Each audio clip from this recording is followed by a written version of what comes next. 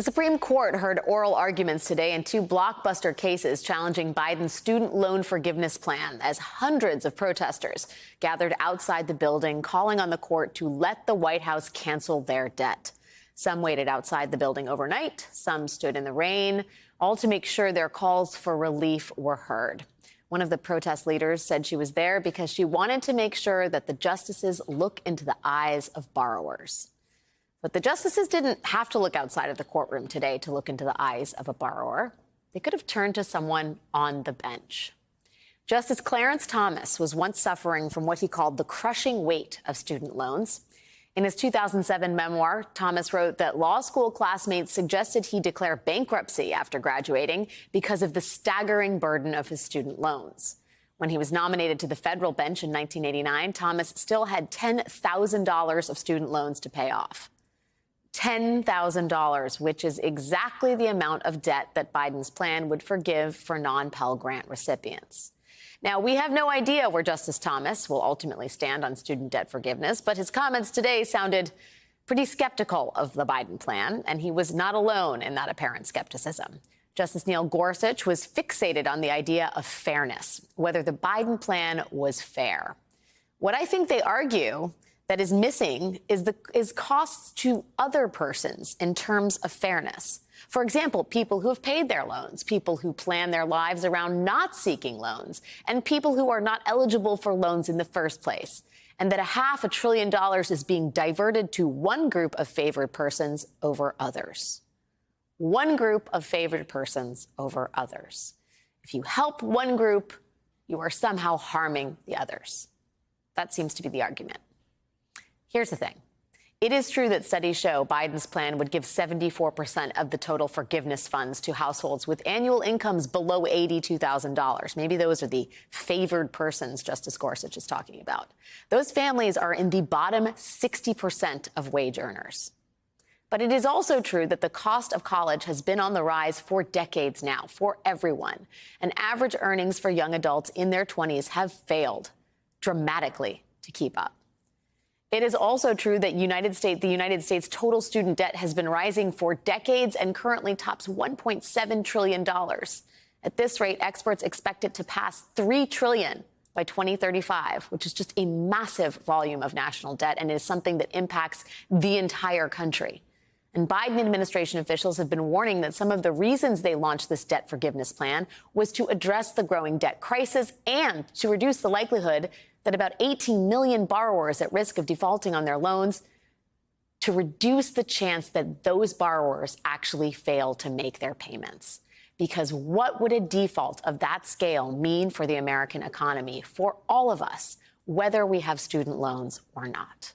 I know exactly the person I should ask. Joining us now is Heather McGhee, my friend, an expert in economic and social policy and author of The Sum of Us, What Racism Costs Everyone and How We Can Prosper Together, a new adaptation for young readers. Oh, my. Was just released last week. Heather, my friend, this gets to the core of the thesis you so brilliantly and urgently articulate in the book, which is this notion of zero-sum politics, right? Let's first debunk that in the case of student loans, right? You have a lot of debt that's being amassed that is not a stabilizing force in the American economy. Why do we keep looking at these things through the lens of us versus them? You know, this is a very right-wing way of looking at the world. You saw the conservative justices say, what about the small business owner with a lawn care business who took out a small business loan? Why is that not available for student loan debt for cancellation? Now, mind you, of course, that could be eligible for bankruptcy, for PPP loans, like all these other things. But just the very idea that thankfully most of Americans reject, that we somehow don't live in an interrelated society, right? If you're a lawn care business owner, don't you actually want people to have enough money to buy homes? Yes. Right? And we know that there's a direct correlation between the amount of debt a family takes on and their inability to purchase a home, right? We've seen starter homes among young Americans be falling and falling and falling, partly because of this student loan debt burden. If you have student loan debt, you are less likely to save for retirement, to start a business. You often put aside marriage, right? this is no way to run a country. And the supermajority of the country agrees. 62%, according to the data I just saw, of voters actually think that this is a good idea. This zero-sum story that says, resent what your neighbor has. It's very racialized, right? We saw the images of who was organized in front of the courthouse steps, right? There's a disproportionate amount of Black and brown borrowers, which absolutely just has to do with the racial wealth gap, with explicitly racist policy that stopped an intergenerational wealth transfer for most of the 20th century, to the point where today the average Black college graduate has less wealth, Alex, than the average white high school dropout. Yeah. Right? So this is one of those things where we're saying to, the brightest generation, the most diverse generation in American history, do all the things we've been telling you to do and just do it with $20,000, $30,000 in Can we bring that graph back up, the one that shows the earnings of those in their 20s and the debt that's amassing? It's just a shocking, that's it. Back when Clarence Thomas was getting crushed under that student debt, that was the 80s. That's right. Look at the gap there and look at it now. I mean, that is staggering. You can't run a country like that. You can't expect people to ever get out from behind that. And by the way, we used to help people. This is a really important point that you bring up in this book that is, did I mention, out in the young adult version now. Here's an excerpt. Public commitment to college for all was a crucial part of the white social contract for much of the 20th century. In 1976, state governments provided 6 out of every $10 of the cost of students attending public colleges. 6 out of 10. When the public meant white, public colleges thrived. That is no longer the case.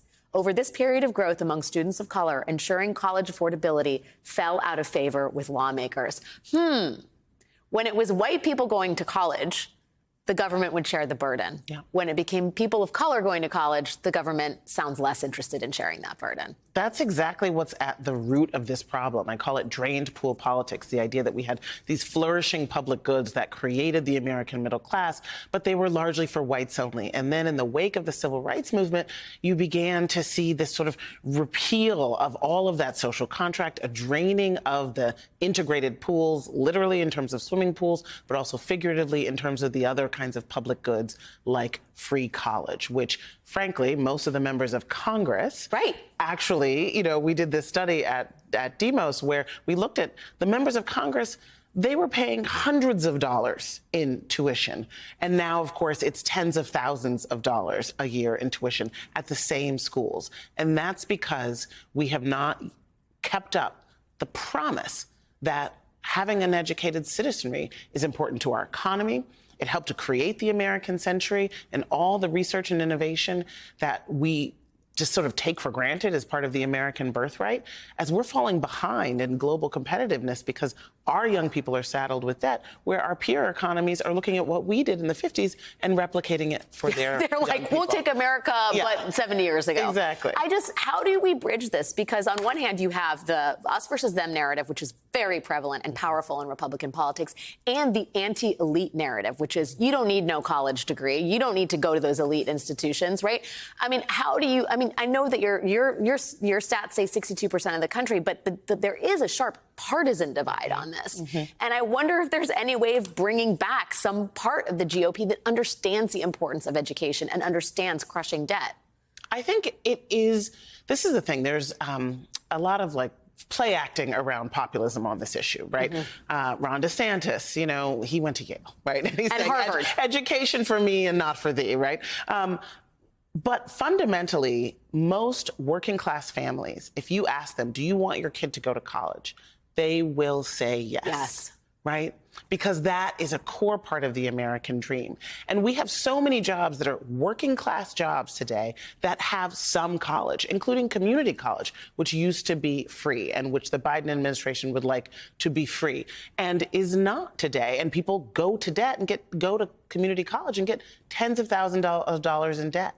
And so I do think this is not a sort of plain and simple college educated versus not issue.